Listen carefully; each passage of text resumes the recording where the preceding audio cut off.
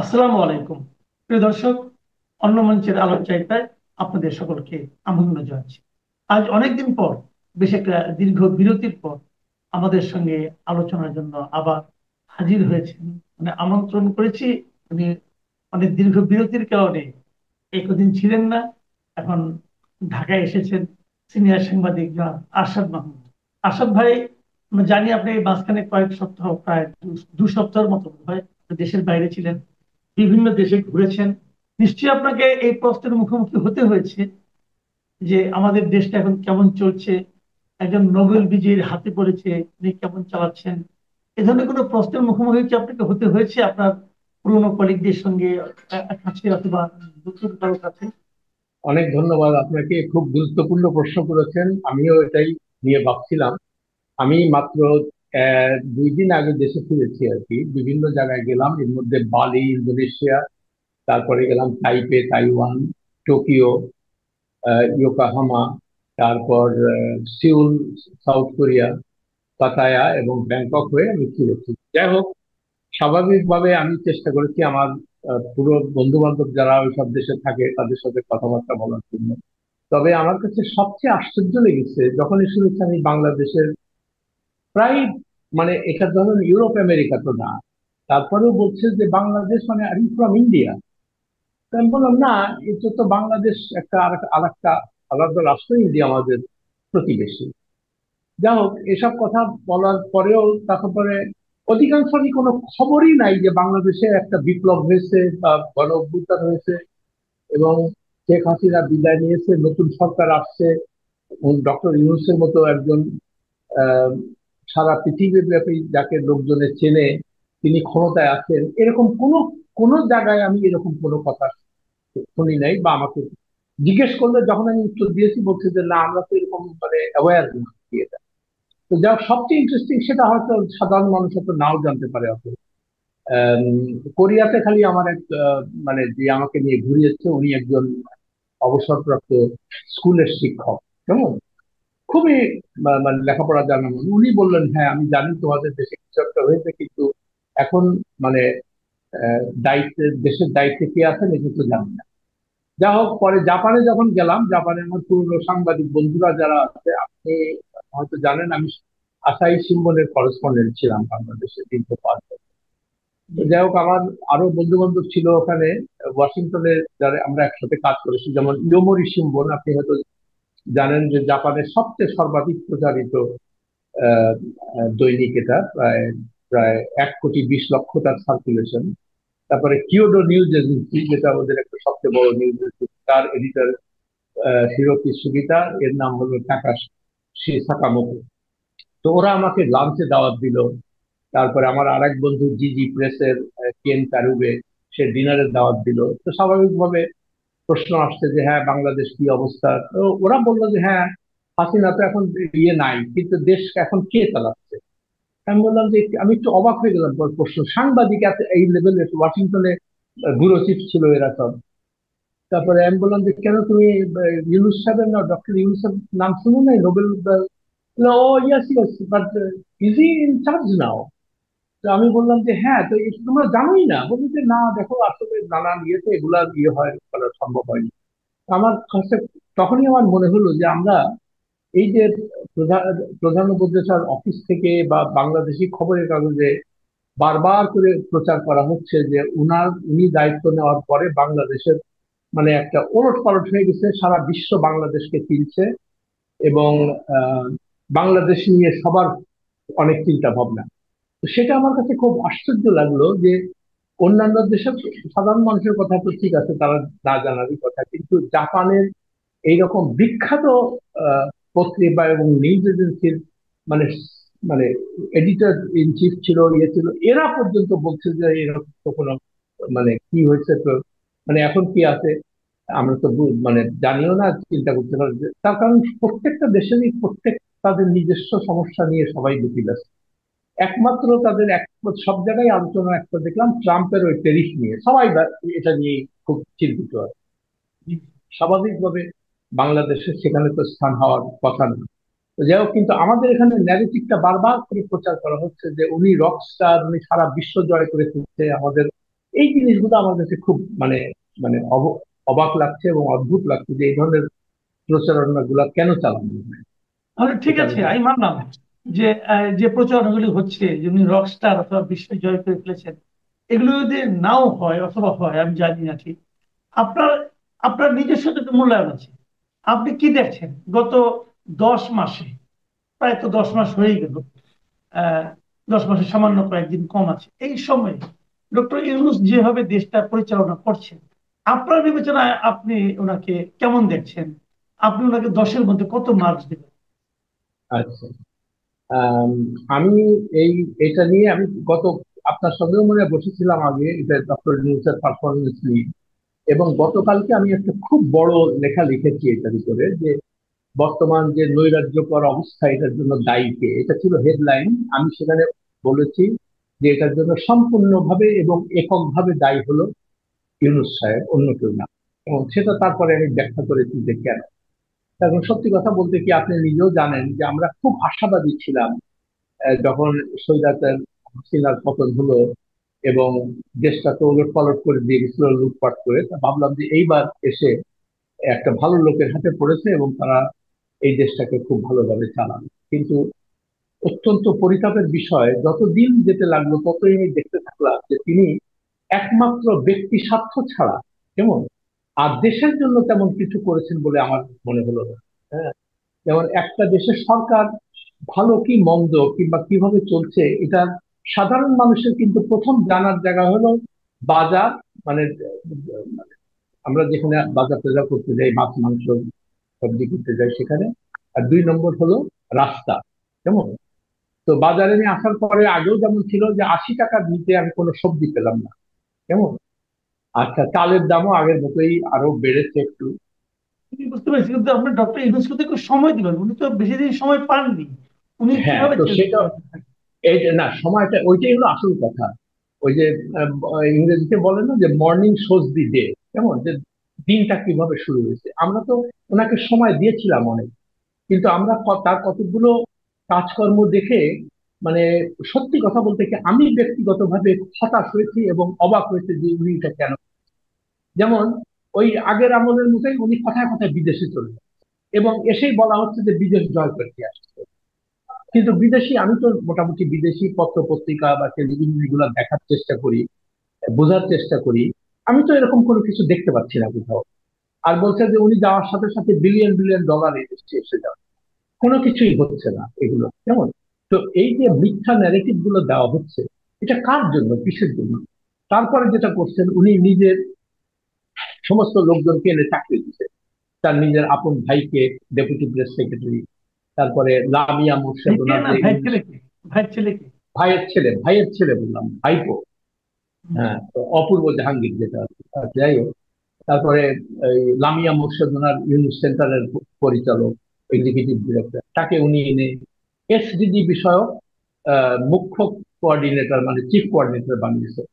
আমার প্রশ্ন হচ্ছে যে হ্যাঁ, আপনি নিজের অফিস চালানোর জন্য আপনার নিজের বিশ্বস্ত লোকজন আনতে পারেন, কিন্তু তার পদবি দিয়েছেন চিফ কোঅর্ডিনেটর এসডিজি, মানে জাতিসংঘের একটা কর্মসূচি, সাস্টেনেবল ডেভেলপমেন্ট গোল। হ্যাঁ, তো এখন এইটার পরে আপনি তাকে এনে আপনি কি নিজে বলতে পারবেন? আমি অন্তত জানি না যে গত 10 মাসে লামিয়া মোর্শেদ এসডিজি নিয়ে কয়টা মিটিং করেছে, কার সাথে করেছে। কেমন? তো আমি দেখতে পাচ্ছি যে সে ডক্টর নিউজ যখনই বাইরে যাচ্ছেন তার সাথে সেও যাচ্ছে অন্যান্যদের সঙ্গে। আর এখানে এসে সে নোট নিচ্ছে, যখনই কেউ তার সাথে দেখা করছে নোট নিচ্ছে। তাহলে আমার প্রশ্ন, আপনি তাকে স্পেশাল অ্যাসিস্ট্যান্ট বানাইলেন না কেন? আপনি এসডিজি চিফ কোঅর্ডিনেটর কেন এই পদবিটা রাখতে গেলেন কেন? কেমন?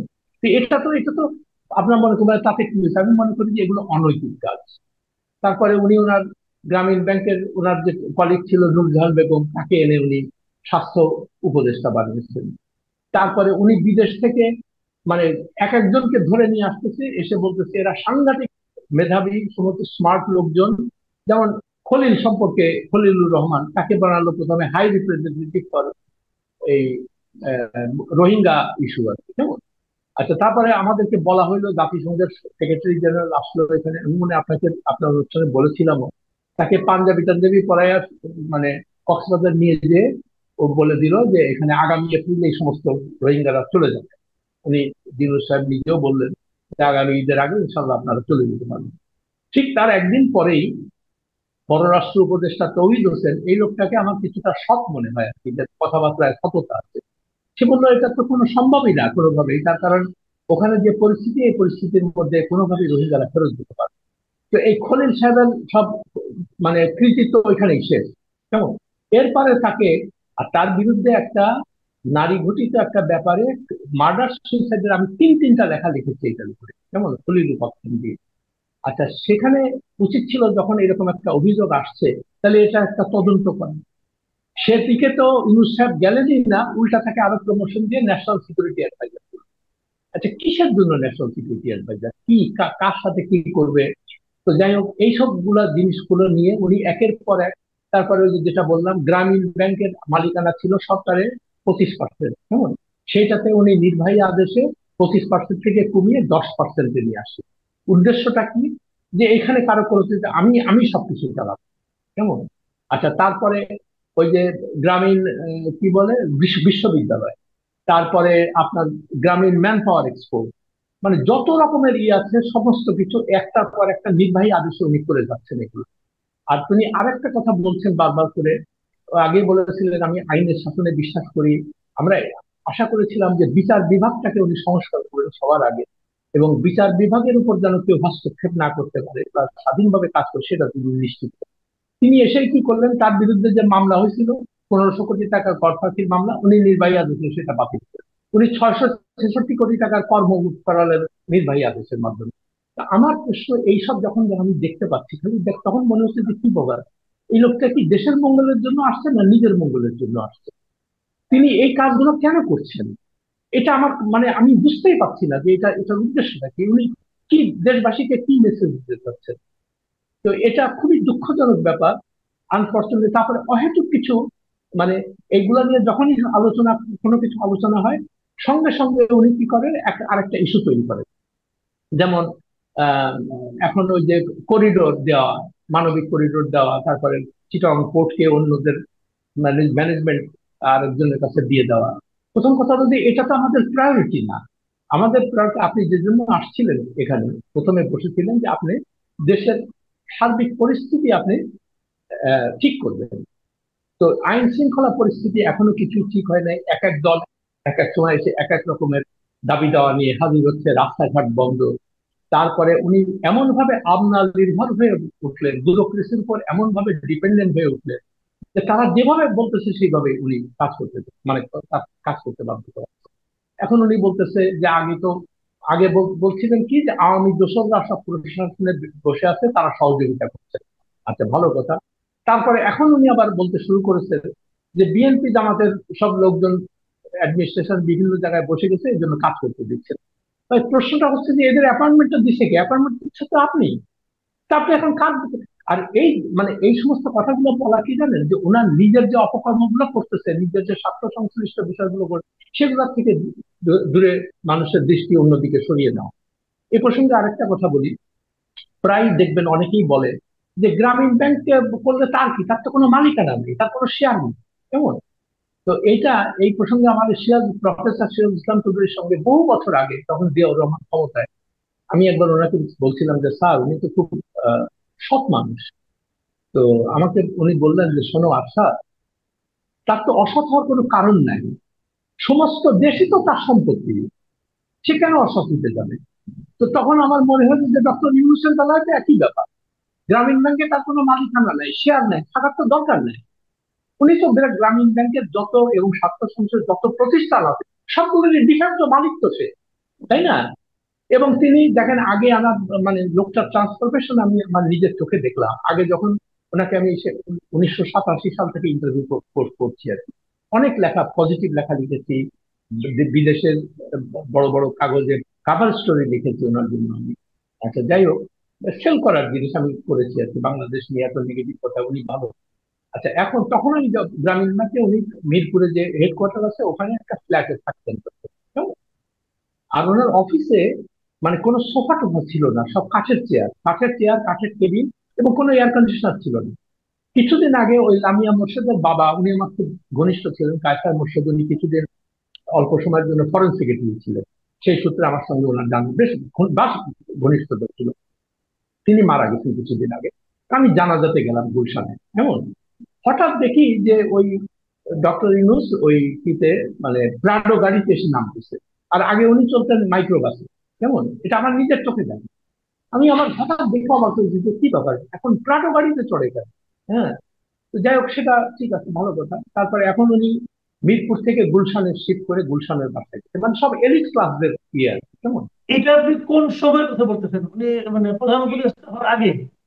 আগে আগে জাস্ট আগে আগে, এই যে কিছুদিন আগে যে লামিয়া মোর্শেদের বাবা মারা গেছে তখন আর কি। আমার সাথে আচ্ছা। আমি সালাম দিলাম যে স্যার কেমন আছেন, বললেন ও তুমি তো একটু শুকায় গেছো। বললেন আর কি। তো তো যেহেতু জানার তো ব্যাপার ছিল, তো অত বেশি আলাপ হয় নাই। কিন্তু আমি তখনই চিন্তা করতে পেরেছিলাম যে এই লোকটা এরকম ট্রান্সফরমেশন হলো কিভাবে। আগে তো মাইক্রো বাসে ছিল, সারা জীবন গরিবের জন্য কাজ করেছে। কেমন, তো এখন আরেকটা যে উল্লেখযোগ্য মানে গুরুত্বপূর্ণ বিষয় আমার কাছে মনে হচ্ছে যে দেখেন, এই যে গণ অভ্যুত্থানটা, আমরা তো অনেক আশা করেছিলাম এটা, যে এটা নিয়ে এবার দেশে ভালো ভবিষ্যৎ দেশ চালাবে। আর বিশেষ করে ছাত্র জনতা, ছাত্র যে সমন্বয়, বৈষম্য বিরোধী ছাত্র আন্দোলনের নেতৃত্ব দিয়ে, এরা সৎ ছেলে পেলে হবে, এরা ভালোভাবে দেশ চালাবে। কেমন, তো এখন এই যে ছাত্ররা, আমরা খুব আশা করেছিলাম যে এদের, এরা করলো কি, আসার সঙ্গে সঙ্গে দুর্নীতিতে জড়িয়ে গেল। কেমন, আপনি নিশ্চয়ই খবরের কাগজে বা প্রতিনিয়তই দেখতে পাচ্ছেন, ফেসবুকে দেখতে পাচ্ছেন যে শয়ে শয়ে কোটি টাকা তারা ট্রান্সফার পোস্টিং, ওই আগের আওয়ামী লীগের নেতা নেত্রীরা যা করতো ঠিক সেগুলাই করতেছে, পোস্টিং নিয়ে পয়সা নিচ্ছে এটা। আসিফ মাহমুদ, সে হেলিকপ্টারে করে ঘুরে বেড়াচ্ছে, কম্বল দিতে যায়। তারপরে হাসনাত সার্জিস, এরা প্রাডো গাড়িতে ঘুরে। তো আমার তখনই সন্দেহ ছিল যে ডক্টর ইউনূস এদেরকে থামাচ্ছে না কেন। একটা কথা তো বলবে যে বাবা তোমরা এই এই এই সমস্ত কাজ করো না, এটা জনমনে আমাদের নিয়ে নেগেটিভ একটা ধারণা তৈরি হবে, এগুলো তোমরা করবা না। কিন্তু দেখলাম যে তাদের কি একবারও তিনি ডেকে বলছেন যে তোমরা এগুলো কেন করতেছো। করতেছে না এই কারণে যে তার নিজের নৈতিক কোনো আহ, কি বলে এটাকে, স্ট্রেংথ নাই, মোরাল স্ট্রেংথ নাই এটা বলার জন্য। তার কারণে এই ছাত্ররাই বলবে যে স্যার আপনিও আখের গুছাইতেছেন, আমরাও গুছাই, অসুবিধা কি আছে। যদি উনি নিজে ব্যক্তিগতভাবে সৎ থাকতেন, কেমন, তাহলে তো সঙ্গে সঙ্গে এগুলা স্টপ করতেন। তো এই জিনিসগুলো আমার কাছে মনে হচ্ছে যে যত দিন যাচ্ছে তত উনি বেপরোয়া হয়ে যাচ্ছেন।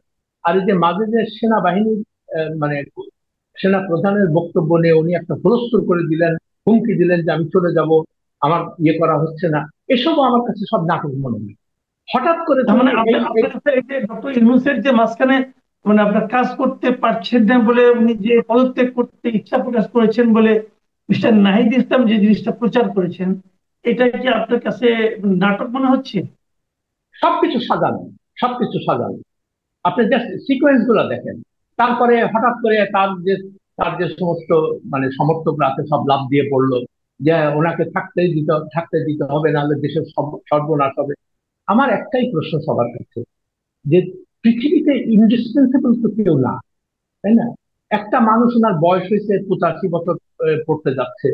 তো স্বাভাবিকভাবেই তো তার মানে আর জীবনে চাওয়া পাওয়ার কিছু ছিল না। তো উনি এই সমস্ত কাজগুলো কেন করতে গেলেন? আর উনি হুমকি দিচ্ছেন আমি চলে যাবো, চলে গেলে কি হবে? আমি গতকালকে লেখায় এটা লিখেছি যে বাংলাদেশ কি বঙ্গোপসাগরে ডুবে যাবে? আমি নিশ্চিতভাবে বলতে চাই এটা ডুববে না। এবং বাংলাদেশ কি আরো খারাপ অবস্থায় চলে যাবে? আমি নিশ্চিতভাবে বলতে চাই আর এর চেয়ে খারাপ অবস্থা আর হবে না, অন্তত হাসিনার থেকে খারাপ অবস্থা হবে না। কেমন, তো আপনি এই ধরনের বারবার করে হুমকি দিচ্ছেন, আর যখনই নির্বাচনের কথাবার্তা অন্যান্য দলগুলো বলতেছে তখনই আপনি এই সমস্ত মানে এই নাটক আর ন্যারেটিভ আপনি শুরু করছেন। এটা কি ব্যাপার? আপনি যদি নিজের নিজের যেটা বললাম, উনি যদি এই বিতর্কিত কাজগুলো তার নিজের স্বার্থে যদি না করতেন, তাহলে দেখেন সমস্ত আগে যে জনসমর্থন উনি পেয়েছিলেন প্রথম দিকে, এখন কি সেটা আছে? আমি তো সাধারণ মানুষের সাথে কথা বলি, তারা বলে যে ভাই ওই যা হই আগের মতোই, ক্ষমতায় যে আসে ওই একই রকম কাজ করে। তো এটা আমার শুনতে খুব খারাপ লাগে যে ডক্টর ইউনূস সম্পর্কে এই ধরনের কথা আমি কেন শুনি। তো উনি তো এটার জন্য ওটা এককভাবে নিজে দায়ী। আর আমি তো এটাও বলবো যে দুর্নীতিকে তো উনি প্রশ্রয় দিচ্ছেন। কেমন, দুর্নীতিকে প্রশ্রয় না দিলে আপনি এই হাসনাত সার্জিস বা এই নাহি ইয়ে কি বলে আসিফ মাহমুদ, এরা এরা এদের তো একটা মানে তাদের জবাবদিহিতা আনা উচিত ছিল। তাদেরকে বলা উচিত ছিল তোমাদের ব্যাংকের হিসাব দাও, কেমন? তারপরে ওই মেন যারা বসুন্ধরা মালিকের কাছ থেকে 1500 কোটি টাকা নিচ্ছে, এটা মানে ফেসবুকে আসছে, আমি নিজেও এটা নিয়ে লিখেছিলাম কি একবারও ডক্টর ইউনূসের অফিস থেকে বা তারা কি বলতেছে যে টাকা পয়সা ছাড়া নির্বাচন করা যাবে না। তো তার মানে কি, মানে রাজনীতিতে যে দুর্বৃত্তায়ন ঘটেছে তোমরা সেই দুর্বৃত্তায়নের অংশ। তো আমরা পরিবর্তনটা কি দেখতে পাচ্ছি? যার যার নিজের আখের গোছানো ছাড়া আর কোথায় কি হচ্ছে আমি তো বুঝতে পারছি না আমার। জি, বুঝতে পেরেছি। অনেক ধন্যবাদ জনাব আশরাফ মাহমুদ। আমরা কথা বললাম, আমার মনে হয় এই কথাগুলি আসলে আরো ডিটেইলে বলা দরকার, আরো সময় নিয়ে বলা দরকার। আমরা আগামীতে আবার বসবো আপনার সঙ্গে। এখন অনেক সময়, আমাদের সময়ও খুব সীমিত, এর মধ্যে শেষ করতে হবে। প্রিয় দর্শক, আপনারা শুনলেন জনাব সিনিয়র সাংবাদিক জনাব আশরাফ মাহমুদ ওনার বিচিত্র অভিজ্ঞতার কথা বললেন, এবং ওনার যে আশা ভঙ্গের যে বেদনা, সেটাও কিন্তু ওনার কথায় আমরা কিছুটা হলো টের পেলাম। তো আমরা নিজেরাও, আপনারাও ভাবুন, আমরা কি এরকম কিছু একটা চেয়েছিলাম? আমার তো মনে হয় নিজে থেকে যে ডক্টর ইউনূসের একটা বিশাল সম্ভাবনা ছিল নিজেকে একটা অনন্য উচ্চতায় নিয়ে যাওয়ার। উনি একজন বুদ্ধিমান মানুষ, উনি কেন সেই সুযোগটা হারালেন? কেন উনি সেই প্রচলিত চোরাগলিতে পা ডুবালেন?